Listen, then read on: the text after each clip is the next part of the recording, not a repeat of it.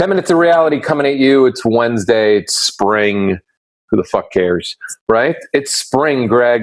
Spring is sprung. Is it the first day of spring right now? You know, I was told by my lovely daughter that the 20th, yesterday was the first day of spring because they did some type of flute ceremony at school. Ooh. So I'm going to have to say that spring was yesterday. And today is the first day of spring. You know, spring used to mean so much living in New York because you used to say to yourself, oh my God, I finally made it. I can't wait to freeze the first 2 weeks of April, right? And then all of a sudden the weather would get good. Then you and I could get to go to the beach, work on our skin cancer, and literally like enjoy ourselves. That's true, because you had suffered through the miserable East Coast winter for an epic 5 months of gray and snow and crap and dirty snow. You know, the snow that never turns white. It's just brown all the time. So dirty, so disgusting. Man, that brown snow. Yellow snow was always cleaner, you know. Yeah, don't eat yellow snow. That's how the saying goes. No, don't eat yellow snow. But we're not here to talk about that. We're here to talk about something that I think is destroying people's lives. It's used on a daily basis. Uh-huh. It is used before dates, job interviews. Hell, it's even used in the middle of a movie. You know, all of a sudden there's a movie that you want to watch, and you got to have your trusty little thing there to make sure you can find out more about the director or the actor. We probably use it 30 to 40 times a day. Easily, right? And I think it's fucking ruining intuition. I don't think intuition is even working anymore. It's like, why bother having intuition when we can literally go to our favorite search engine, which is called intuition.com, neurotic.com, let's fuck somebody up.com, let's go ruin a date possibly.com. You know what I'm talking about? I'm talking about let's judge.com. Let's judge. Let's just throw down the judgment. Forget the person in front of you. Let's just the internet knows, man. The computer knows everything. The phone knows everything. That's so true. It's like, forget about it. It's like so funny. It's like, let's just let the phone and let's let the search engine called Google decide everything for us, because we don't want to trust ourselves anymore. We don't want to go out on a date unless we Google somebody. We don't want to go and do business with somebody unless we Google them. We don't want to go and stay at a hotel unless we look at the reviews from a bunch of people on Google who we've never fucking met ever before. And by the way, no offense to people in Iowa, but I tend to look at only reviews from people who live in New York, San Francisco, or LA, because I just figure those are the people that live in my type of city. So not that we probably have just a different taste or different feeling about things, but everything is about a review. Everything is about Google. There's no trust of anything anymore. Nothing. No. And it's amazing to me how people, they can't even look at somebody in the eyes and say, well, maybe I trust you. Maybe I think you're a good person. Maybe you're okay. Maybe you told me about your kids. You know how many dates? What's going on over there? You know, I started doing a wash, and that wash sounds like I should have Googled it and found out why it's so loud. I thought it was a late night visitor. You never know. Rapping on your door. I know, because seriously. So we all know, okay? We all know that I have a past. You have a past. Yo, you have a past. And I have a past, and my past is forever etched on Google. And I can't even tell you how many second dates that never happened because, I can't, oh my God, I can't, I'm in sales and I can't do this and I can't be dating you because of that. And it's really, it hasn't bothered me for a long time. But as you know, today, on a job that I was working on, somebody Googled me, somebody I've never met. And I've done nothing wrong. And all of a sudden they're like judging me. And it just made me really think, like, is this the way society is going to go? Is your past going to stay with you forever? And what are you going to do to try to get rid of your Google past if you want to try to move forward? Because we all have one, right? Some of us have more of an epic fail than others. But even a guy like you who's got a massive, massive Google history, some of it can be construed as negative, right?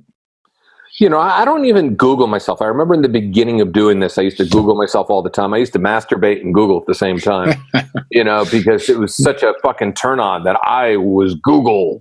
You could Google me. And I remember telling people all the time, yeah, go ahead, Google me. Enjoy the 27 pages of things that are up there. And now, as I kind of get older and I just don't give a fuck anymore about that stuff, I think to myself, wow, everything that we do in today's society nowadays that catches a search engine is permanently on Google no matter what. If you went and you decided to yell at your kid in a parking lot and someone decided to take a picture of it and put it up on Facebook and say parental abuse, pound parental abuse, all you fucking hashtag people and all you people who always put at and all these other things, what you're doing is you're allowing search engines to find you. You're allowing people to find you. It's just, why do we need such a history all over the place? Why?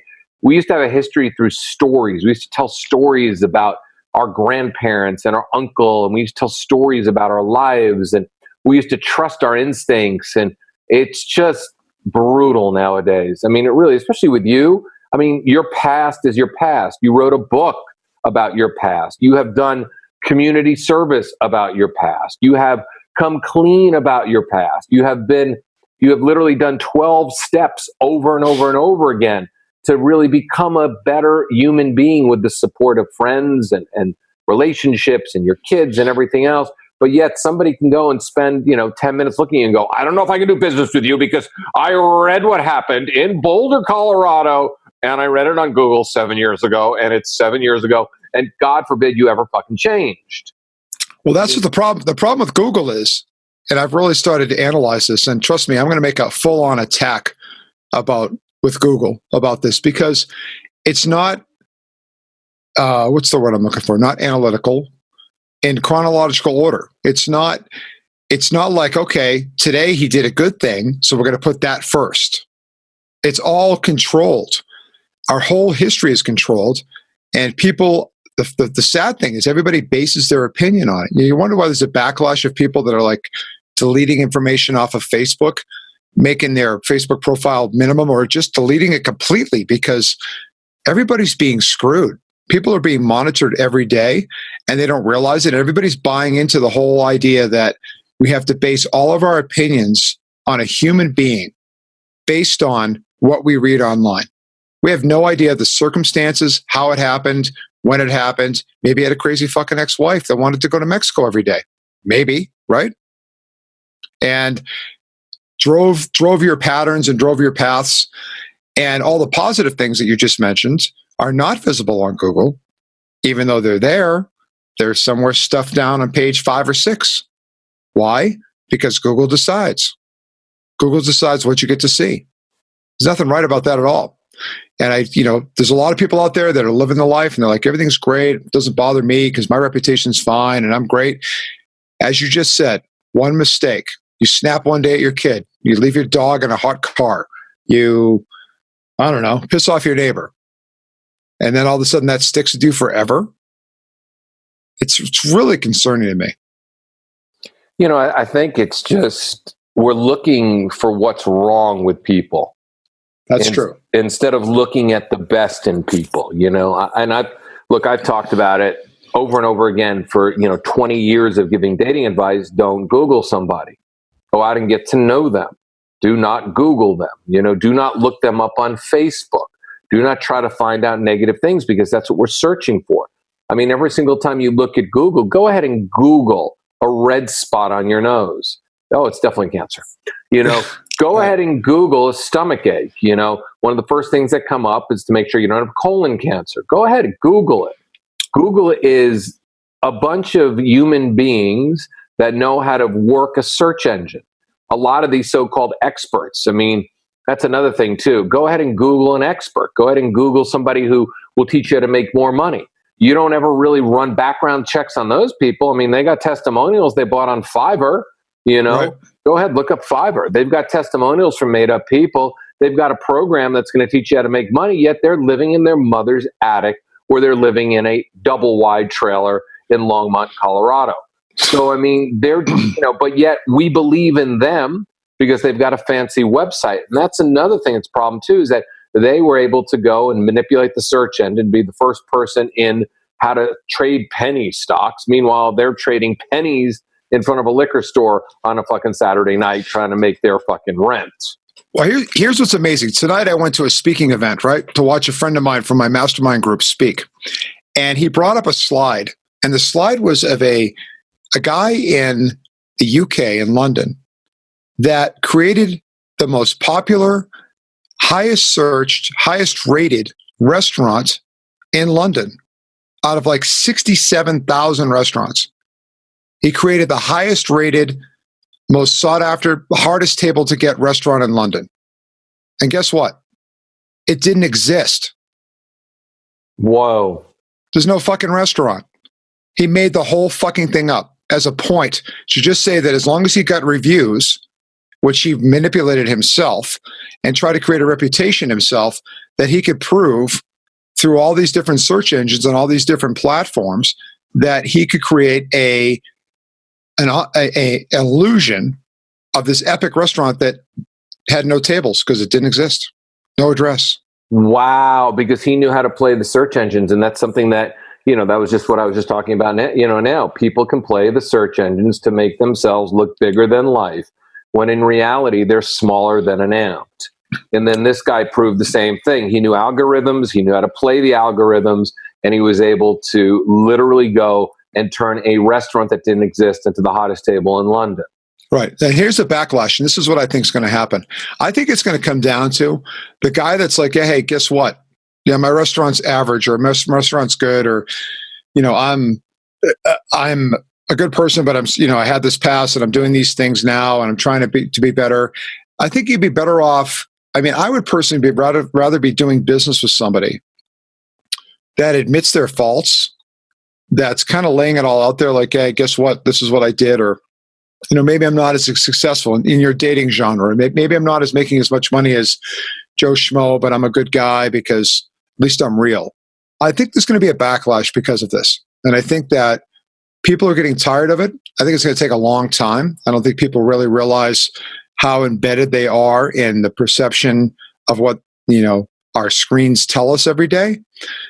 But I think eventually people are going to start wanting to do business with somebody that at least has a past, because they already know that they've already made the mistake and that they're trying to own it and just move forward. And I don't know how this ties into the restaurant, but that was a really good story. I couldn't believe it when the guy told me that. No, I think that's unbelievable. I think it all ties in. I think we're living in a world right now where we don't say hi to anybody. We would rather Google things, and we would rather not trust ourselves at all. And I think that really comes down to it. We're not giving people second and third chances.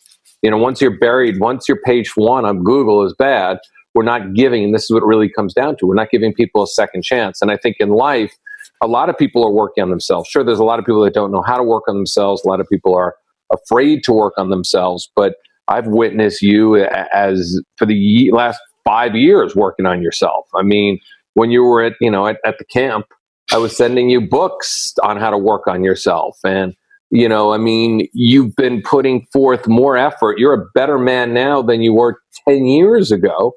And yet 10 years ago, you weren't on Google, And I was on Google. I had an epic. I had a great rating. You did. Everything on my eBay rating was solid. Everything was perfect on the outside, but on the inside, it really wasn't. No, on the inside, you had a broken Google. A booble. Yeah. The inside, you had a booble. It's like, and that's the problem. It's like you can Google somebody, and that's a perfect example too.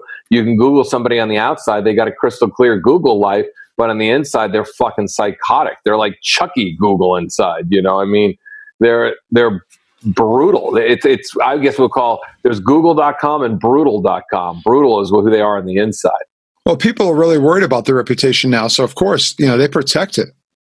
It's like that Black Mirror episode we saw. We talked about it a couple of podcasts ago. I don't know how many ago, but it was, it's the same thing. If you're trying to make this perception of being perfect all the time and making no mistakes, you can manufacture your reputation online and make it flawless. And I think people are eventually going to start realizing, like, okay, well, the majority of the people manufacture everything. So how am I going to find out the real truth? Who's going to tell me the truth anymore? And I think a lot of people are so afraid to say, hey, guess what? I was divorced, or I was in jail, or, I was a bad parent. One of my kids don't talk to me, or, you pick any example. We've all made mistakes, and not many people want to own them. No. But I do know one thing though, in relationships, the more honest I am, the more direct I am, and the more I just don't give a fuck anymore about anything, the more people respond in a positive light. And I've, coaching clients. Okay, my book came out. Kevin, our coaching client, the one that that I started with you years ago. We became friends. He had no idea what happened to me. And one day we were talking. I'm like, "Oh, I published a book." He's like, "Oh, what's the name of it?" He's like, "Oh, let me go buy it." He bought it. He read it, and he wrote me a great review. And he was very, very kind because he's like, "I just appreciate you sharing your story in such a blunt, honest way." And I came to the point where Julie asked me, she's like, "What if Kevin doesn't talk to you anymore?" I'm like, "Well, that's okay. I don't care. I mean, what am I going to do? Hide? Can't hide anymore." I think everybody in the world's hiding. Unless Google fucks them up. But I do believe people are hiding. And that's a deeper conversation another day. And people are hiding. People are hiding.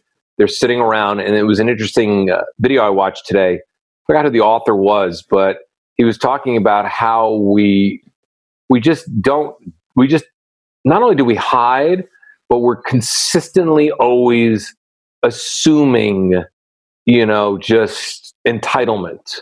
We don't even date anymore. We swipe. We don't even talk to somebody behind the front desk. We write a shitty review. We all want to be famous. So we put all this information out on Instagram and YouTube, and we hope people watch us, and we don't monetize it at all. We just think that we're going to be an influencer. Everybody wants to be a fucking influencer, right? That's a big word. It's a big that's word. What the whole speech was on tonight. The influencer effect. That's what the speech is about. That's so funny. Yeah, I wasn't even there to know, to hear that, because that's what it is. It's like everybody wants to be an influencer. I mean, every single day somebody will write me an email. I want to be a dating coach. I want to be a life coach. You're 23 years old. Why don't you live some life before you coach? It's like, oh, I want to do what you do. I want to do this. And my advice is don't do what I do. Because the fact of the matter is it's oversaturated full of really bad people who are giving some pretty shitty advice. And by the time people come to me, they're fucked up and broken because they've been listening to some of the shitty advice that they've been reading from all the influencers that don't know what the hell they're doing because they know how to go and do what? Manipulate Google, manipulate Instagram, manipulate Facebook. I mean, that's right. Well, they have an army of people doing that. Oh yeah, it's an army of people that you can find on Upwork and Fiverr, and usually they're based in India or Pakistan or the Ukraine or the Philippines. And he who can spend more money could be a bigger influencer. I've met a lot of these women who are influencers, and I got to tell you, the only thing that influences me after I speak to them is to go get a lobotomy so I can actually fucking try to communicate with them, because I haven't met one that's bright at all. I mean, I've met a lot of influencer men that, supposedly made a lot of money. And once again, the same thing. There's absolutely nothing upstairs.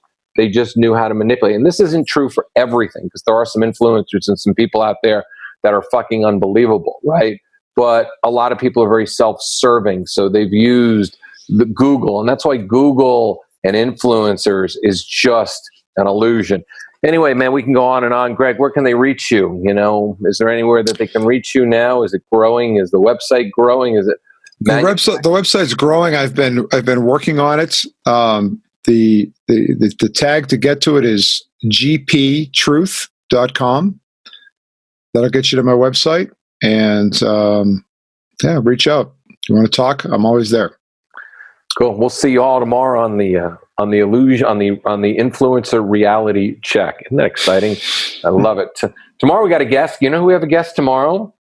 I was watching this video, and this guy Jason Bond, a stock guy, he teaches you how to trade stocks. And I saw his stuff, and I was like, man, this guy's fucking fascinating. I love his story. So he's going to join us tomorrow on the podcast, and I got some other interesting guests this week. Anyway, Greg, we'll see you soon. Sounds good.